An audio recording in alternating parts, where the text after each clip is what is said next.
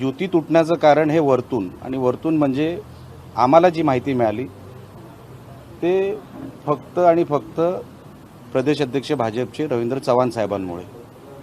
त्यांना काय राग सिंधुदुर्गावर त्यांना आहे मला माहीत नाही. रत्नागिरीत जर तुम्ही परिस्थिती बघितली तर रत्नागिरीमध्ये राजापूरमध्ये एखादी सीट, लांज्यामध्ये एक सीट, रत्नागिरीमध्ये 4 काय 5 सीट, ते पण 2 शिवसेनेत ॲडजस्ट झाल्या.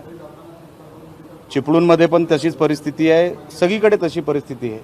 मग आमच्या सिंधुदुर्गावर राग का? आम्ही तर मालवणमध्ये 10 द्यायला तयार होतो.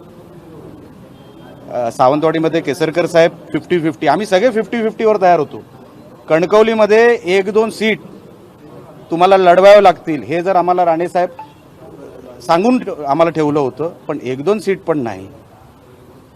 फोटोही काढले गेले, माझे काढले असते समजू शकत होतो, सन्मान्य शिंदे साहेबांचे काढले, तिथे आम्हाला दुखलं. तरी आम्ही बोललो राणेसाहेब जे डिसिजन घेतील आम्हाला ते मान्य आहे.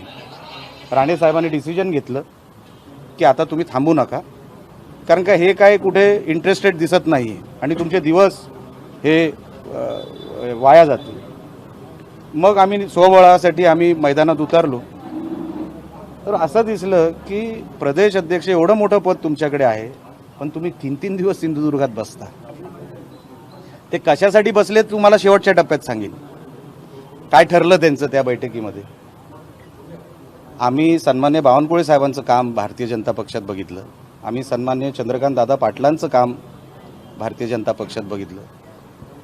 त्यांनी किती उंचीवर ह्या पदाला जाऊन ठेवलं हे आम्ही जवळून बघणारे कार्यकर्ते होतो. आपण राजकारण फक्त 2-3 जिल्ह्यांचं करू नये हाच माझा प्रामाणिक सांगण्याचा प्रयत्न होता. की आपण महायुती का नको हे अजून कारण कळलेलं नाही. सिंधुदुर्गामध्ये नको, तिकडे रत्नागिरीमध्ये किरकोळ सीटा भारतीय जनता पक्षाला मिळाल्या, म्हणजे सगळे मिळून 20 पण नसतील जिल्ह्यामध्ये. तिकडे एक नगरपालिकेमध्ये तुम्ही 1 सीट घेता, 2 सीट घेता. इथे आम्ही 50-50चा फॉर्म्युला ठेवला. मग तुम्हाला का नको होता हे सन्मान्य रवींद्र चव्हाण साहेबच सांगू शकतील, कारण का सगळे डिसिजन ते घेत होते जे आम्हाला ह्या बाजूला कळलं. म्हणून मी बोललो की हा राग आहे का सिंधुदुर्गावर,